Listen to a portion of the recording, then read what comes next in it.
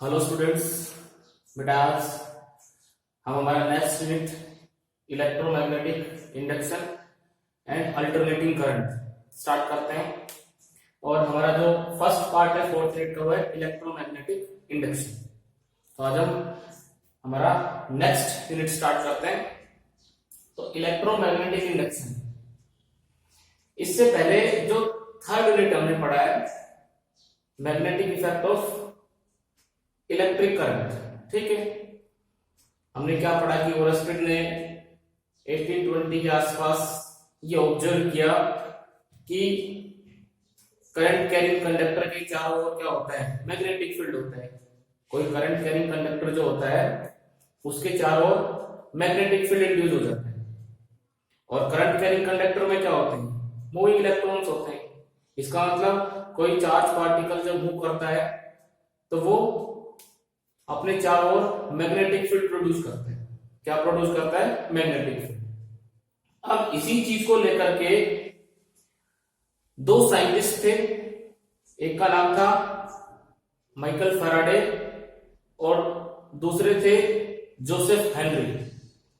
उन्होंने कुछ एक्सपेरिमेंट किए 1830 के आसपास और ये चीज एस्टेब्लिश की कि इसका रिवर्स भी ट्रू होता है। रिवर्स भी ट्रू होता है का मतलब ये कि अगर हम किसी मैग्नेट को मूव करवाएं, किसी मैग्नेट को मूव करवाएं तो वो एक इलेक्ट्रिक करंट या ईएमएफ प्रोड्यूस करती है, ठीक है। भाई कैसे हम करंट को जनरेट कर सकते हैं, ईएमएफ डेवलप कर सकते हैं, हमारा पूरा यूनिट इसी के बारे में, इसी चीज को लेकर कि हम स्टडी करेंगे कि जब एक मूविंग मैग्नेट क्या प्रोड्यूस करता है, इलेक्ट्रिक करंट, ठीक है। तो इलेक्ट्रोमैग्नेटिक इंडक्शन का मतलब होता है कि इलेक्ट्रो का मतलब इलेक्ट्रिक करंट, मैग्नेटिक का मतलब मैग्नेटिक फील्ड और इंडक्शन यानी कि चेंजिंग मैग्नेटिक फील्ड से हमें क्या प्रोड्यूस करना है, इलेक्ट्रिक करंट, इलेक्ट्रिक ईएमएफ, ठीक है। तो 1830 के आसपास कुछ एक्सपेरिमेंट किए माइकल फैराडे और जोसेफ हेनरी ने, और दोनों ने मिलकर के ये एस्टेब्लिश किया, ये ब्रांच फिजिक्स की बनाई इलेक्ट्रोमैग्नेटिक इंडक्शन की। एक चेंजिंग मैग्नेटिक फील्ड है वो इलेक्ट्रिक करंट प्रोड्यूस करता है, ठीक है। यहां पे बेटा हम देखते हैं सबसे पहले इलेक्ट्रोमैग्नेटिक इंडक्शन क्या होता है। इलेक्ट्रोमैग्नेटिक इंडक्शन, इलेक्ट्रोमैग्नेटिक इंडक्शन,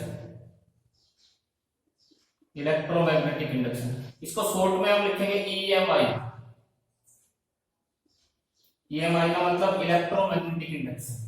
तो यहां पे हम लिख सकते हैं द फेनोमेना ऑफ producing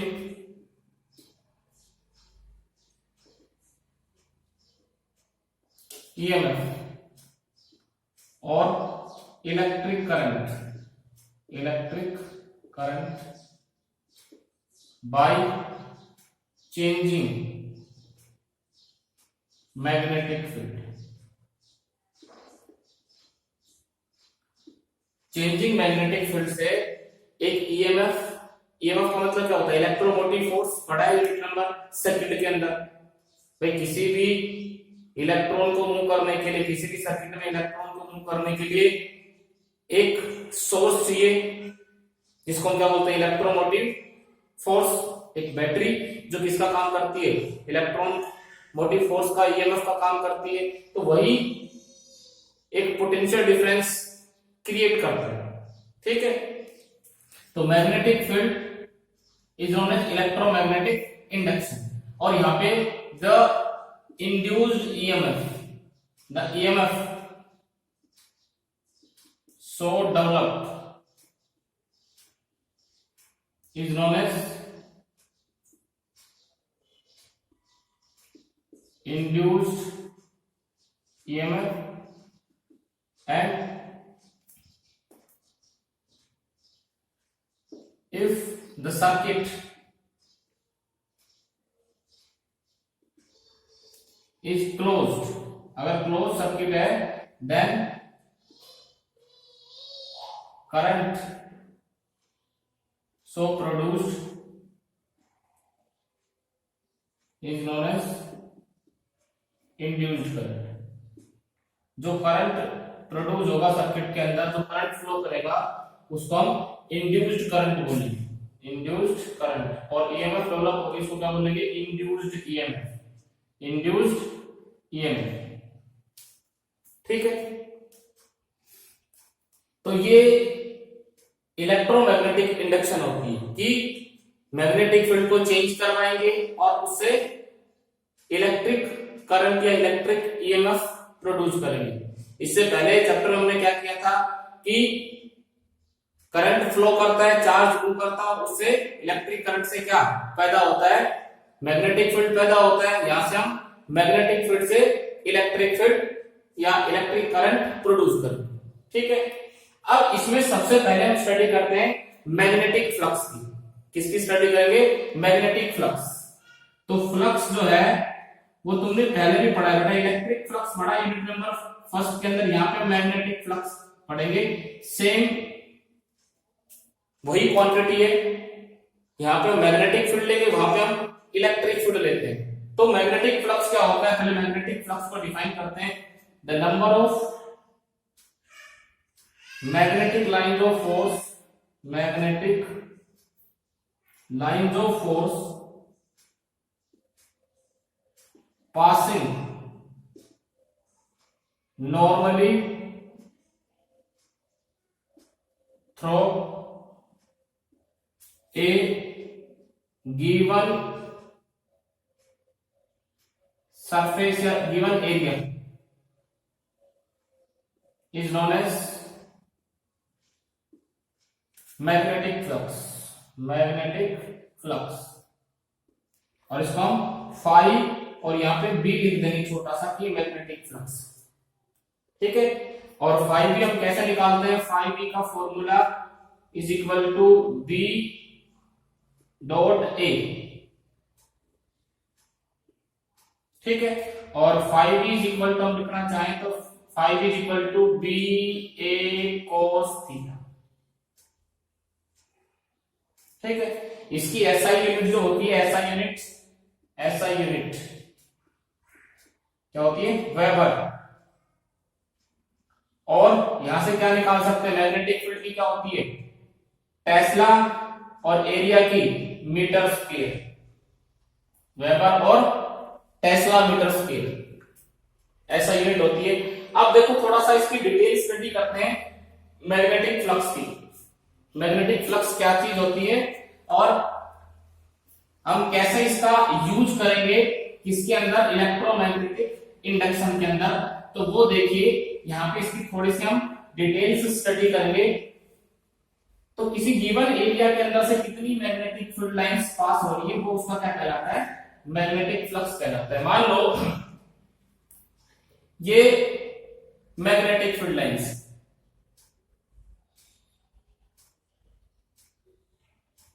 कैसा, यूनिफॉर्म मैग्नेटिक फील्ड है, बी की डायरेक्शन। इसके अंदर हम एक एरिया ले लेते हैं, ये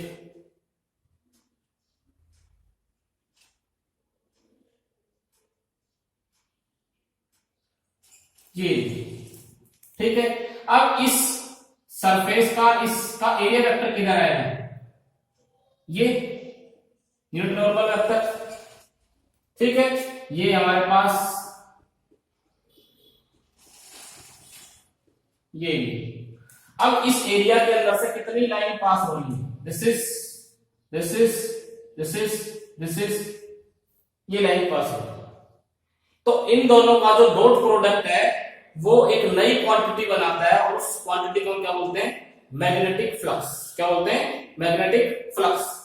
तो यहां फाई भी हमने क्या लिखा, phi B is equal to B A cos theta.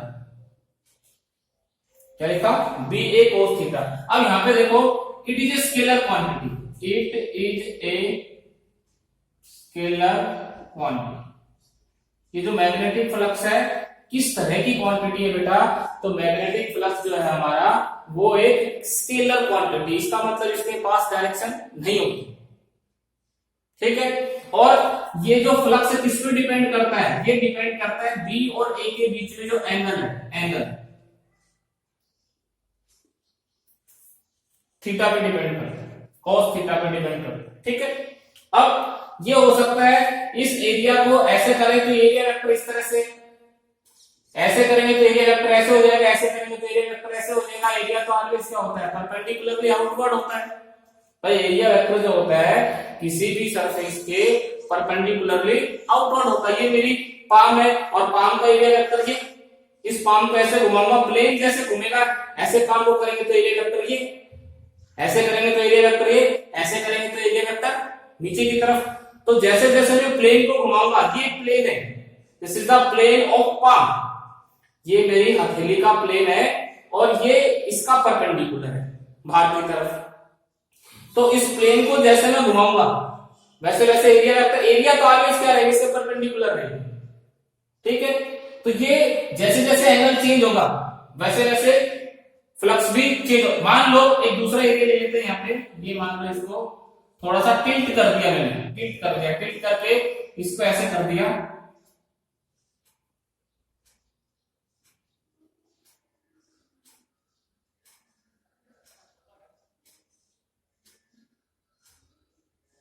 Area vector किधर होगा, एरिया वेक्टर तो इधर होगा, एल कैप। अब देखो इसके अंदर से 1 2 3 और 4, पहले कितनी लाइन पास हो रही थी, 1 2 3 4 5, फ्लक्स क्या हो गया, कम हो गया। भाई कितनी लाइन इसके अंदर से काटती हुई जा रही है इसको, 1 2 3 और 4, इसमें कितनी थी, 5 थी। ये थोड़ा सा टिल्ट हो गया, फ्लक्स घट गया। और यहां पे देखो एक चीज यहां पे हम देखेंगे कि phi B is equal to B A cos, यहां पे देखो एंगल कितना है, 0 डिग्री। मैं मैग्नेटिक फील्ड भी इधर ही, इसकी बात नहीं कर रहे हैं, इसकी बात कर रहे हैं, सिर्फ इसकी बात कर रहे हैं। तो कितना आएगा, phi B is equal to B A. अगर ये एरिया इसको घुमाते जाए, इसके प्लेन को घुमाते जाए इस तरह से, मान लो ये मैग्नेटिक फील्ड हमारे पास, ये मैग्नेटिक फील्ड, ठीक है। और हमने क्या किया, इस प्लेन को घुमा करके इस तरह से कर दिया,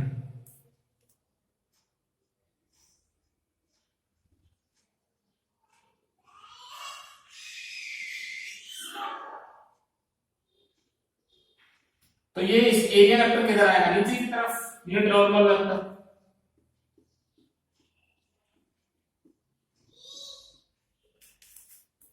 ठीक है, इस तरह से।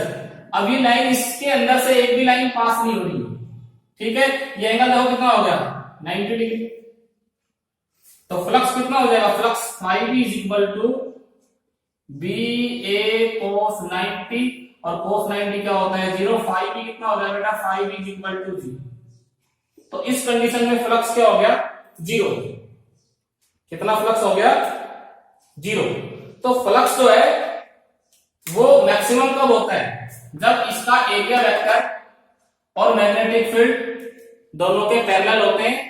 और मैग्नेटिक फ्लक्स 0 कब होता है, जब इसका एरिया वेक्टर और मैग्नेटिक फील्ड एक दूसरे के परपेंडिकुलर होते हैं। इसमें दो चीजें ध्यान में देनी है, प्लेन जो है किसका, इस एरिया का, वो इसके परपेंडिकुलर है। ये देखो ये प्लेन है, ये तो क्या है, ये चीज क्या है, ये प्लेन है, ये प्लेन, और प्लेन के परपेंडिकुलर उसका एरिया वेक्टर होता है।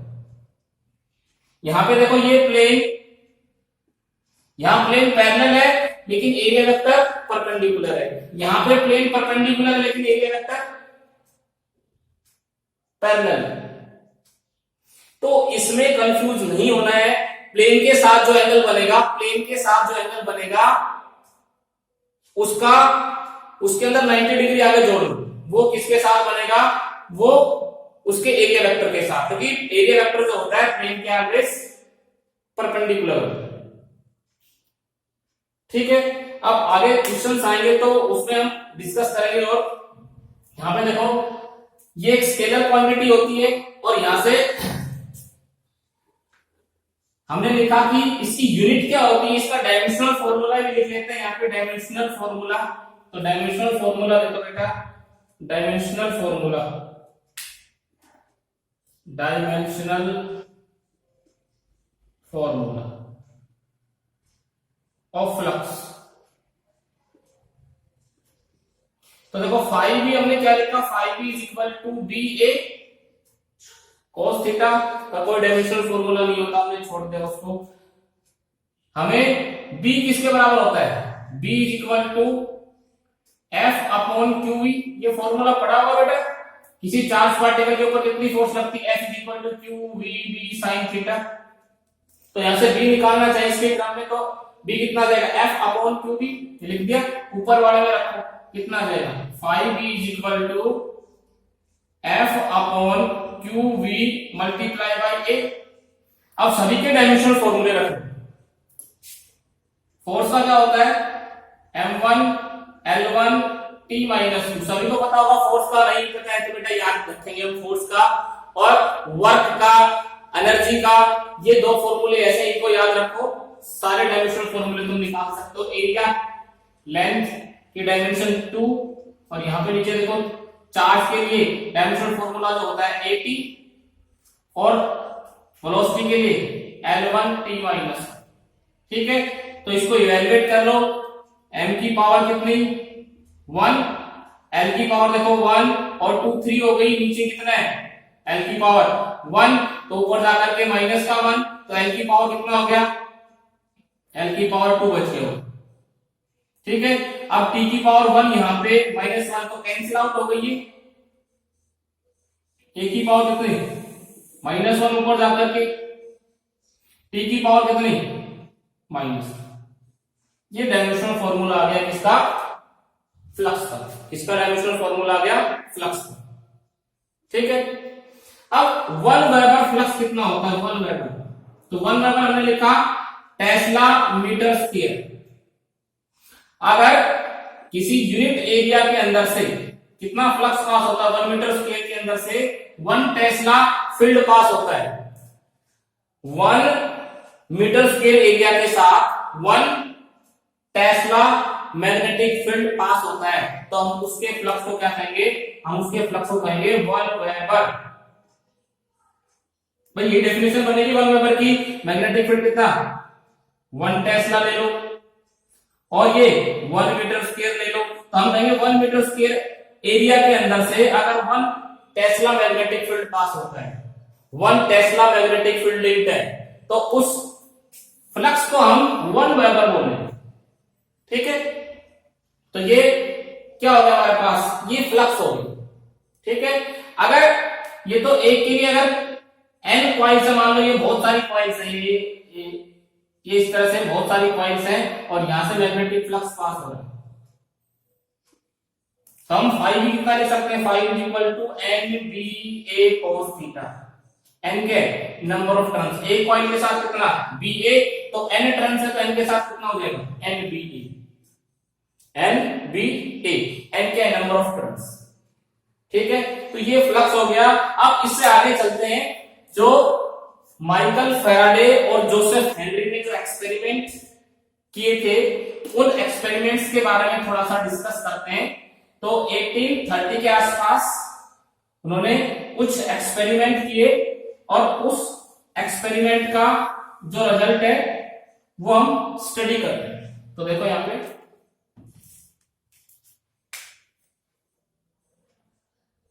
फैराडे एंड हेनरी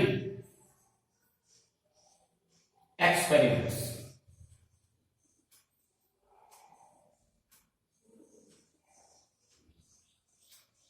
अब इनके एक्सपेरिमेंट्स को देखते हैं।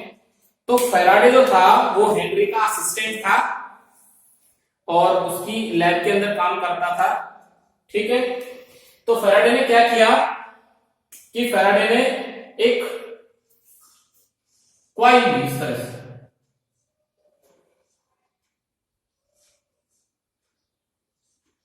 ठीक है, और उस कॉइल के साथ एक गैल्वेनोमीटर जोड़ दिए। ठीक है, ये कॉइल के साथ एक गैल्वेनोमीटर कनेक्ट कर दिया और उसने एक मैग्नेट लिया, नॉर्थ पोल इधर साउथ। ठीक है, तो यहां इसका मैग्नेटिक फील्ड नॉर्थ से साउथ की तरफ, अंदर साउथ से नॉर्थ की तरफ। ठीक है, इस तरह से बहुत सारी लाइनें ऐसे पास होंगी, इस तरह से। ठीक है,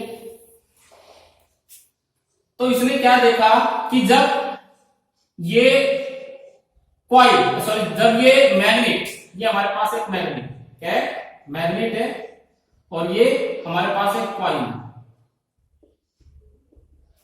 तो इसने क्या ऑब्जर्व किया कि जब ये मैग्नेट कॉइल की तरफ मूव करता है, कॉइल की तरफ मूव करता है, तो यहां पे हमारे पास, यहां पे बेटा हमारे पास एक गैल्वेनोमीटर इस तरह से होता है, ये गैल्वेनोमीटर है, और इसके अंदर ये 0, 10 मिली एम्पियर, 20 और 30, इधर भी 10, 20 और 30, और यहाँ पे इसकी नीडल होता है। इसका मतलब सर्किट के अंदर 0 पे नीडल है, तो सर्किट के अंदर कोई करंट फ्लो नहीं कर रहा। अगर नीडल इधर मूव करती है तो सर्किट के अंदर करंट फ्लो कर रहा है, अगर ये इधर मूव करती है तो सर्किट के अंदर करंट फ्लो कर रहा है, लेकिन अपोजिट डायरेक्शन।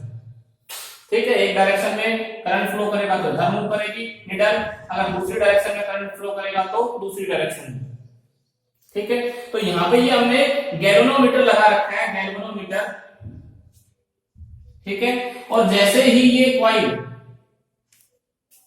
ये मैग्नेट किसकी तरफ मूव करता है, कॉइल की तरफ मूव करता है, तो तुरंत ये जो नीडल है ये डिफ्लेक्शन शो करती है, ये ऐसे घूम करके इधर आ जाती है, थैंक यू। जैसे कि हमने क्या किया, ये हमारे पास एक कॉइल है और ये मैग्नेट है, इसको ऐसे ले गए, इस तरह से ले गए, तो ये जो नीडल है इसकी तुरंत ऐसे घूमती है, और यहां पे रोक दिया तो वापस 0 पे आ जाती है। जब इसको पीछे की तरफ लेके आते हैं, ऐसे ले गए सामने, नीडल हिली, करंट फ्लो किया सर्किट में, और यहां पे रखा, कोई करंट फ्लो नहीं, वापस लेके आए, फिर एक बार नीडल हिलती है लेकिन अपोजिट डायरेक्शन में। जब इसको वापस लेके आते हैं, इस डायरेक्शन में मूव करवाते हैं, मैग्नेट को पीछे की तरफ लेके आते हैं, तो नीडल उल्टी डायरेक्शन में मूव करती है। और नीडल कब डिफ्लेक्शन शो करती है, नीडल तभी डिफ्लेक्शन शो करेगी जब सर्किट में करंट फ्लो करेगी। तो इसने क्या देखा कि ये मैग्नेट अगर कॉइल की तरफ मूव करता है, ये मैग्नेट अगर कॉइल की तरफ मूव करता है, तो गैल्वेनोमीटर एक डिफ्लेक्शन शो करता है, और जब मैग्नेट कॉइल से दूर जाता है तो भी डिफ्लेक्शन शो करता है, लेकिन अपोजिट डायरेक्शन में। अगर मैग्नेट नहीं हिलता, अगर मैग्नेट मूव नहीं करता, सिर्फ कॉइल मूव करती है, तो भी डिफ्लेक्शन, भाई इसको हमने स्टेशनरी कर लिया और इसको हम आगे पीछे कर रहे हैं तो डिफ्लेक्शन दिखाएगा, तभी करंट फ्लो करता है। अगर दोनों रेस्ट पे, ना तो मैग्नेट मूव कर रहा है ना कॉइल मूव कर रही है, तो कोई भी डिफ्लेक्शन शो नहीं करता है galvanometer.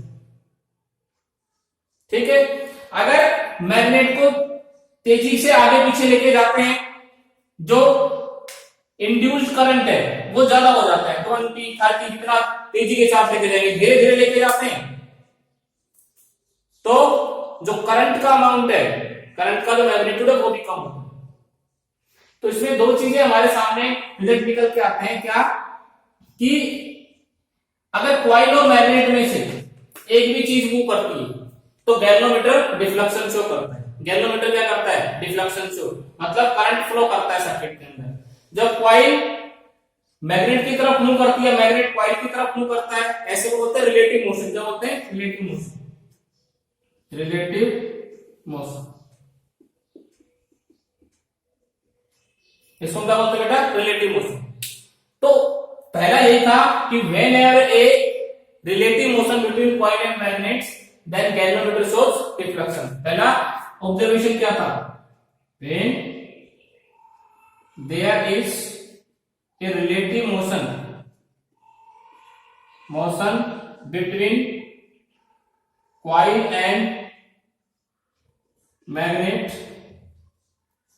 then galvanometer shows deflection. shows deflection का मतलब करंट. दूसरा ऑब्जर्वेशन क्या था? दूसरा ऑब्जर्वेशन ये था कि when magnet moves towards the coil, then galvanometer shows deflection.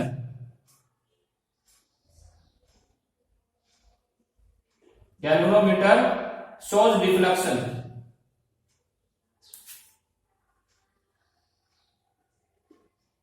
And when it moves away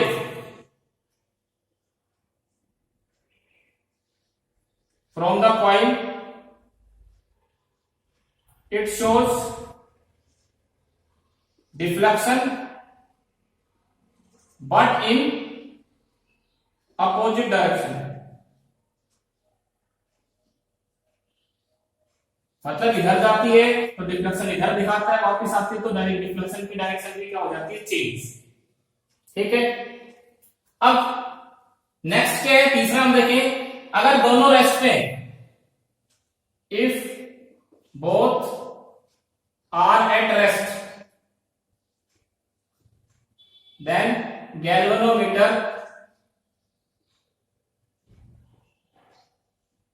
shows no deflection. ठीक है. अगर ना तो कॉइल मूव करती है ना मैग्नेट मूव करता है, दोनों ऐसे ऐसे पकड़ रखा है तो कोई डिफ्लेक्शन नहीं. आगे पीछे करेंगे तो डिफ्लेक्शन दिखेगा, आगे लेके जाएंगे तो डिफ्लेक्शन, पीछे लेके जाएंगे तो अपोजिट डायरेक्शन में डिफ्लेक्शन. ठीक है. और तीसरा क्या है? इफ कॉइल, सॉरी नेक्स्ट क्या है? If magnet moves faster towards the coil, then the magnitude of induced current is large and vice versa. और इसका उल्टा, अगर तेजी के साथ मूव करता है तो जो करंट इंड्यूस हो रहा है, पहले 10 मिली एम्पियर इंड्यूस हो रहा था, अब वो 20 मिली एम्पियर हो जाएगा. 30 मिली एम्पियर और ज्यादा तेज करेंगे तो 30 मिली एम्पियर, और ज्यादा तेज करेंगे तो 40 मिली एम्पियर. अगर धीरे धीरे आगे पीछे लेके जाते हैं तो इंड्यूस्ड करंट का मैग्नीट्यूड भी क्या हो जाता है? कम हो जाता है, स्मॉल हो जाता है. ठीक है. तो ये फर्स्ट एक्सपेरिमेंट था.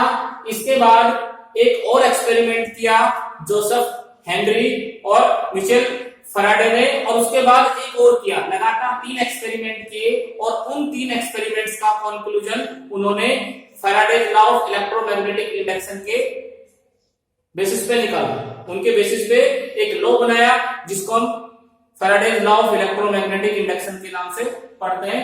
तो वो जो 2 नेक्स्ट एक्सपेरिमेंट है उनके बारे में बेटा हम कल डिस्कस करेंगे. Thank you.